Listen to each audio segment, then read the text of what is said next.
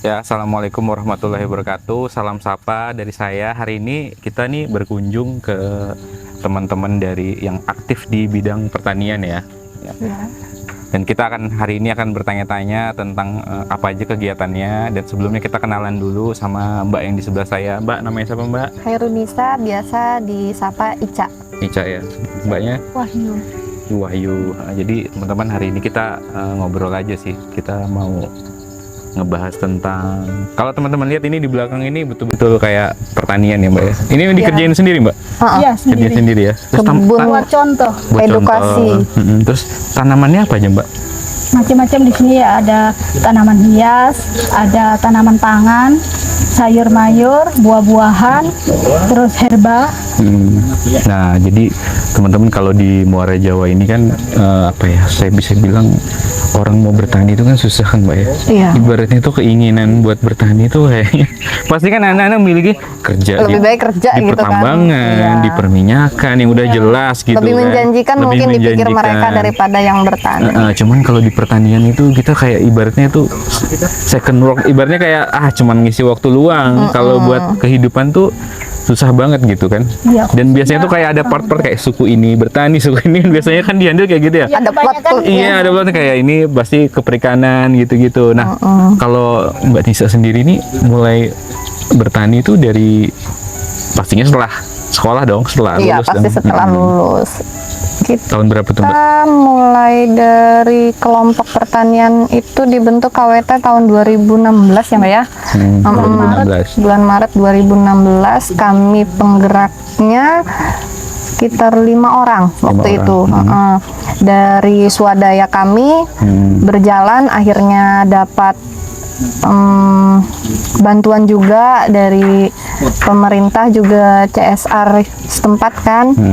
Alhamdulillah sampai sekarang tetap berjalan. Nah, selain daripada pertanian pun kami juga bergerak di UMKM. Itu ada kelompok UMKM namanya Sinergi. Itu banyak teman-teman yang kita rangkul sama-sama dalam kelompok itu bermacam-macam kuliner.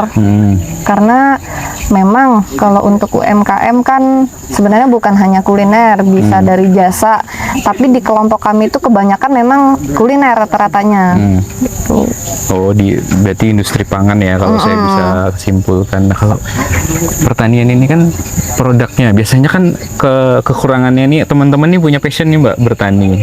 Terus biasanya punya produk. Nah, kan pasti yang paling sulit ini ngejual itu kan. Pemasarannya. Iya, maksudnya barangku nih sebenarnya ada yang suka, cuman karena kita kurang pemasaran, ini pengalaman juga, kita nggak tahu. Tapi next itu kayak gini nih, saya tadi baru lihat juga, ternyata ada tanaman ini di sini dan itu hasilnya banyak, nah gitu Mbak. Nah kalau CSR itu kan dari perusahaan ya, iya nggak sih? Iya. Biasanya mereka tuh ngasih bantuan itu berupa apa Mbak? Kayak dana atau fasilitas kah biasanya? Biasanya tergantung kebutuhan dari kelompok ya. Bisa dari fasilitasnya, fasilitas produksinya, bisa pemasarannya, dan karena mereka itu membantu bukan cuman hanya sekedar membantu dalam artian setelah dibantu dilepas, enggak, mereka terus pantau, dibimbing, dibina lah ya. Jadi berawal dari kita membentuknya itu sudah dibantu untuk proses produksinya dulu. Nah, nanti setelah itu ke pemasarannya. Jadi mereka, misal mereka punya event di luar, mereka order ke kita, produknya apa nih?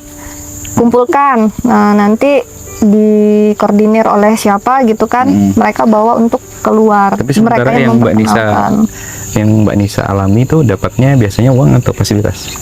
Lebih ke fasilitas sama pelatihan ya. Pelatihan ya? Kalau uang belum pernah? Setahu saya sih, kalau untuk pribadi saya, kalau uang belum. Belum ya? Cuman itu dibutuhkan nggak sih kalau secara ini? Karena memang kalau CSR itu memang kalau setahu saya peraturannya memang nggak boleh cash sih. Biasanya kayak namanya kan fasilitas, betul. Menyalahgunakan. Kalau saya lebih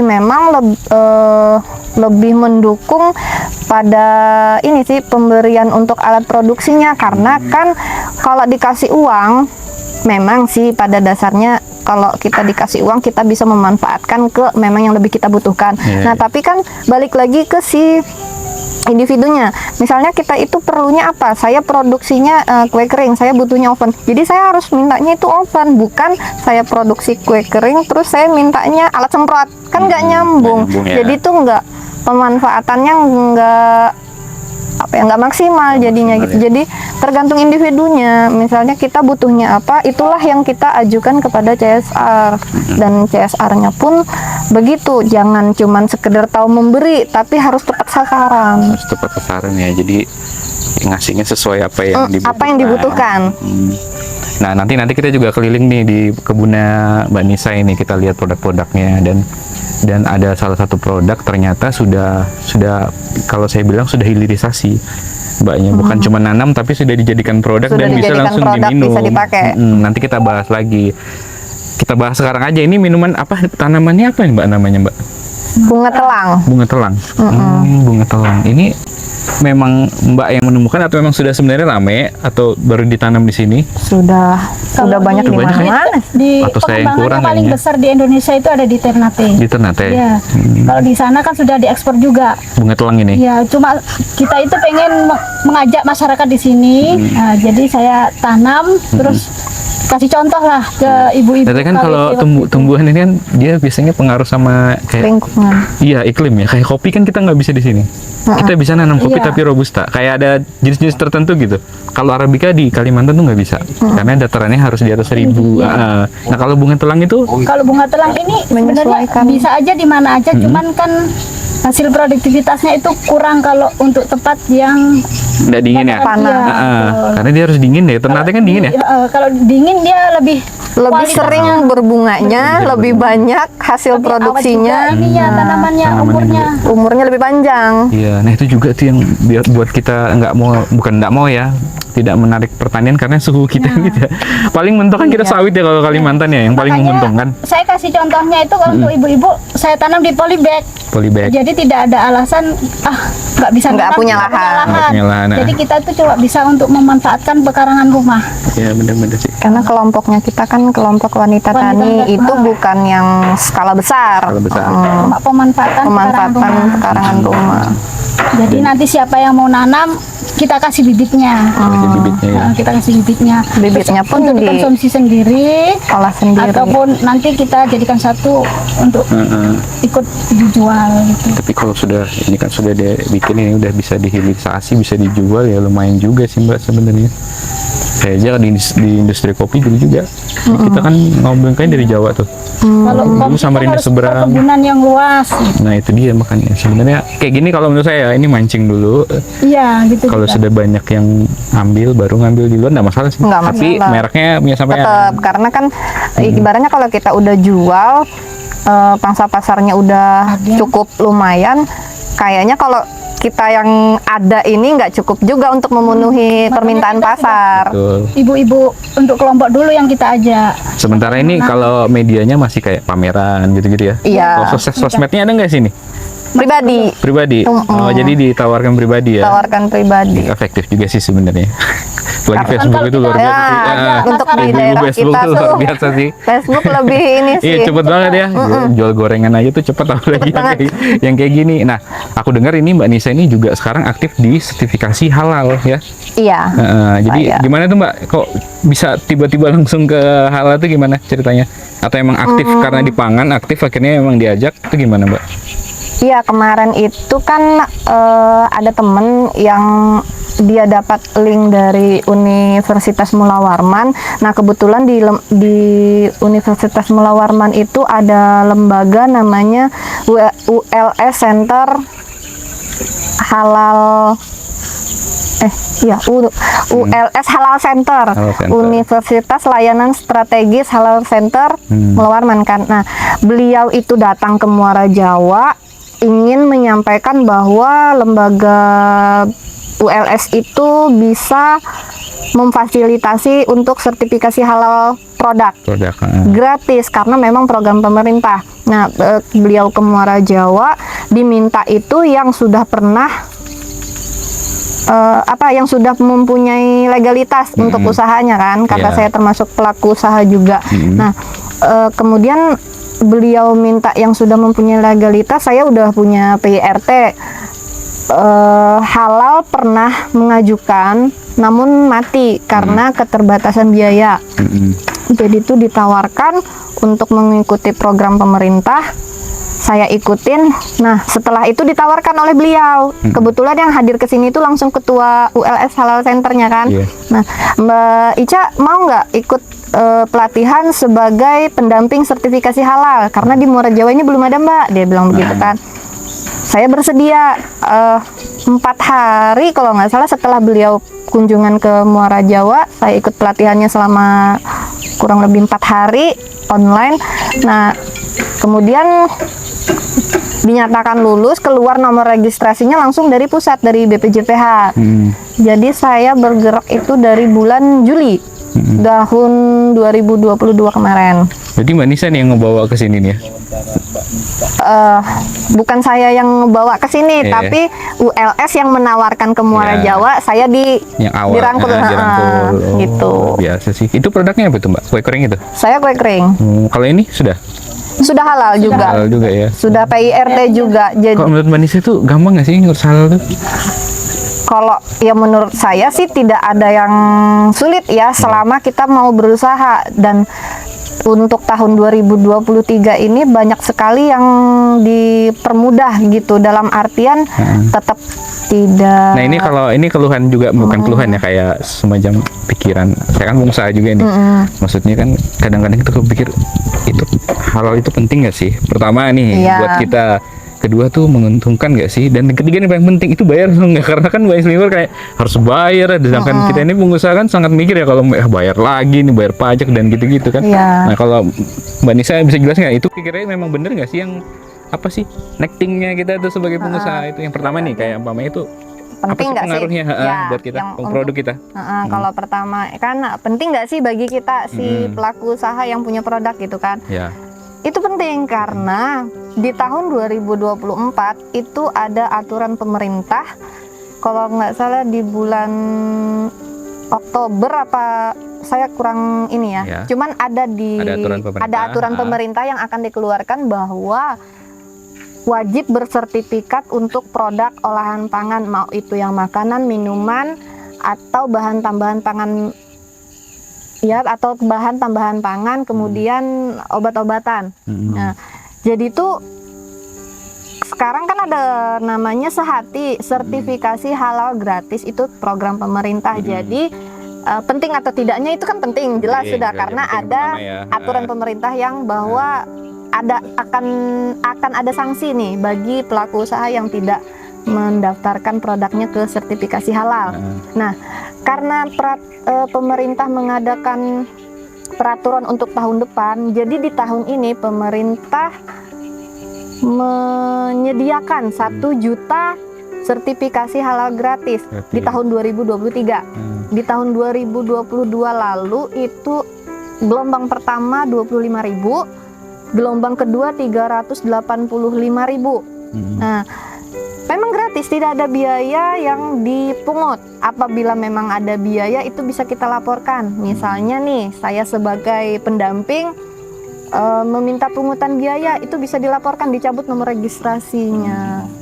Oh jadi gini, yang pertama berarti penting. Kalau keribetan, ribet nggak sebenarnya ngurus? Nggak ribet. Terus yang ketiga ternyata tanpa biaya. Memang tanpa biaya. Tapi itu di kuota ya Mbak ya, kalau kita ngurus sekarang tambah biaya ya, 1.000 tadi ya. Dan memang untuk yang program Sehati ini ada kriterianya, yang berbasis resiko rendah, dalam artian tidak mengandung hewan sembelihan, ayam atau daging. Nah, apabila yang mengandung demikian, yang tidak termasuk dalam self declare namanya ya, pernyataan mandiri pelaku usaha, itu bisa mengajukan sertifikasi halal melalui reguler, itu yang berbayar. Nanti biaya-biayanya kan akan dirincikan oleh yang lembaga yang menaunginya nantinya.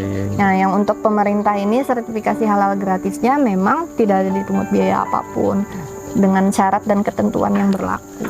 Jadi teman-teman yang punya usaha atau punya produk tuh kan, kalau sekarang tuh banyak tuh Mbak kayak di bedak lotong lah, ada nggak sih? Iya. Ya kan tuh sekarang tuh banyak jualan di sosmed tuh, yang masih yang memulai bisnisnya dia dengan kayak embody dan lain-lain itu juga butuh dong sebenarnya. Tapi lebih ke Ini Bepom pangan itu. ya, itu Bepom ya, beda lagi ya. Kalau ini pangan ya, karena pangan. karena kita mayoritas Islam ya, Iya, negara kita, dan itu mayoritas Muslim. dibutuhkan. Jadi makanan minuman, berarti yang orang jual kopi itu juga seharusnya butuh juga gitu ya.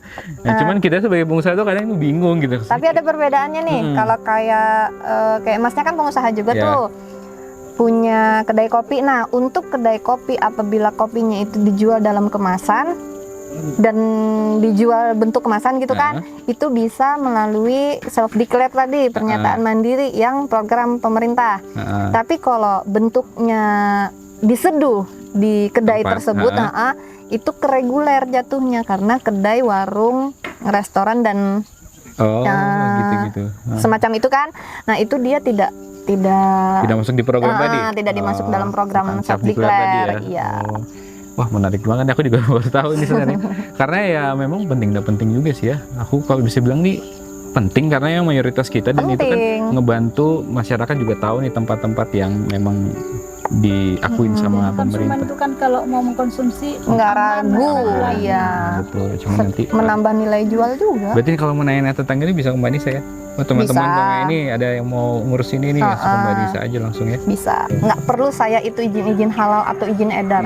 Tapi sekarang kan kita ini mau IKN tuh, wilayah kita ini kan termasuk dalam jangkauannya.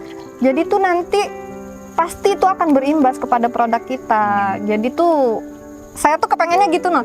Jangan sampai masyarakat itu mentang-mentang sudah memang cuan itu penting ya. Tapi kita juga harus punya legalitas. Jangan semata-mata karena merasa sudah produknya dikenal, lalu itu tidak penting. Tidak, jangan. Salah kalau memang beransumsi seperti itu. Jangan. Mumpung ini ada kesempatan gratis. Jadi ayo, monggo kita bangkitkan Muara Jawa dengan legalitas yang kita bisa iniin tanpa biaya. Nah, itu teman-teman pengusaha bisa memulai dan diawali dengan legalitas tadi, Mbak ya. Supaya memang kalau kita udah punya legalitas tuh semangatnya lebih tinggi. Semangatnya lebih tinggi. Kayak kita semakin percaya diri gitu sama produk kita kan, karena sudah diakuin sama negara, dan pemerintah juga harus pikir nggak ya, bukan cuma pencitraan juga, tapi juga tetap memang benar-benar ngasih kita bantuan gitu kan. Iya. Saya tuh pengennya seperti itu. Itu aja yang ini disampaikan. Silahkan dulu diicipin. Oh iya. Tadi. Oh ya teman-teman, ini nama apa tadi namanya? Bunga telang. Bunga telang kering. Tapi ternyata di Ternate di Indonesia bagian lain ini sudah yang terbesar di Ternate. Di Ternate ya. Ibaratnya kayak kelor tuh kan di mana juga. Makanya bahasa Latinnya kan Clitoria ternate ya. Oh, jadi dibahasakan. Berarti mungkin ditemukan di sana dulu kali ya. Dikembangkan di situ. Ya, dikembangkan di situ. Wah, ini teman-teman, ini sebenarnya pengganti teh dan warnanya juga cantik. Mau teman-teman yang punya coffee shop dan lain-lain mungkin bisa mulai melirik ini ya. Bisa lah nanti ditaruh di beberapa coffee shop. Apalagi ini khasiatnya tuh luar biasa. Banyak. Ya. Antioksidan ya. Banyak. Antioksidan tuh bisa lebih mudah kalau minum ini. Dia bisa dimodifikasi dalam artian dia tidak ada rasa. Dia cuma punya warna. Jadi mau dikombi dengan apapun untuk pewarna bisa. Makanan juga aman. Warna makanan juga enak ya. Untuk kue kah? Wah, ini warnanya hampir sama nih sama baju nih. Mungkin ini tanda-tanda ya teman-teman. Karena ini warnanya udah biru, dan ini bagus banget ini. Semoga produknya Mbak, dan ini enak loh teman-teman, benar-benar. Nanti mungkin kalau sebenarnya ada ini sih kayak rekomendasi nggak minum ini sehari berapa kali gitu. Karena ini kan antioksidan kesehatan dong, bukan cuman segar-segaran aja kan. Ada manfaatnya banyak kan. Kalau kita minum tiap hari, setidaknya kalau pagi sama sore. Itu untuk menjaga stabilitas ya. Teman-teman bisa mengganti tehnya tadi dengan produknya. Yang punya diabetes. Oh, yang punya diabetes juga. Iya. Tapi tentunya nggak tanpa gula ya. Tanpa gula, karena ini namanya bukan teh. Tapi bunga telang kering. Diseduh buat minuman.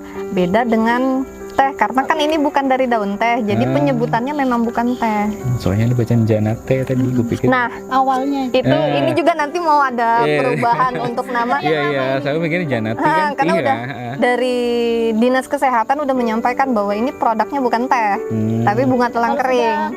sudah kita dijadikan serbuk sama ada campuran-campuran. Nah, itu baru. Itu untuk kemungkinan nantilah kedepannya. Karena ini izin edarnya baru sampai di PIRT sama sertifikasi halal. Iya. Semangat Mbak ya, semoga produknya lebih banyak lagi yang nyoba dan makin besar lagi, dan semangat entrepreneurnya. Saya tuh senang kalau ketemu entrepreneur tuh Mbak, kayak semangatnya tuh nular gitu. Kalau sekarang biasanya kan bikin nasi kuning, sekarang bikin Nasi ungu. Nasi ungu. Biru apa ungu sih? Kalau sedikit ungu kalau dipakai untuk nasi. Biru aja Mbak, biru aja lebih bagus daripada ungu kalau menurut saya. Jadi menurut saya semangatnya bisa ya jadi gitu ya. Membiru gitu ya. Iya, membiru, sangat-sangat membiru. Karena kayaknya darah biru kan Mbak akhirnya kan. Nah itu bercanda aja teman-teman. Akhirnya mungkin saya tutup sekarang interview kita, podcast kita, ngobrol-ngobrol. Tapi kalau teman-teman mau belajar tentang ini bisa hubungin Mbak Nisa ya. Boleh. Kan. Mau kunjungan ke sini, mau ngeliat Sosial tanamannya, medianya itu boleh. nanti kita cantumkan juga tuh Mbak Nisa di sini. Teman-teman bisa langsung berinteraksi langsung gitu kan Mbak, nanya-nanya apalagi tentang tadi pertama produknya. Terus kedua tentang sertifikasi halal tadi buat teman-teman entrepreneur itu sangat penting buat teman-teman kalau mau ngebuka usaha dan mau ngurus tadi Mbak ya. Mungkin Mbak Nisa jadi edukasinya. Mungkin sekian podcast kita. Teman-teman, terima kasih sudah mau menonton atau mendengarkan interview kita ngobrol-ngobrol ringan ini. Mbak, terima kasih banyak. Sama-sama. Sudah nerima kita, sudah dikasih minuman. Semoga usahanya tetap lancar dan kita tetap silaturahmi lancar Mbak ya. Mungkin cukup sekian. Terima kasih teman-teman. Salam sapa dari saya. Assalamualaikum warahmatullahi wabarakatuh.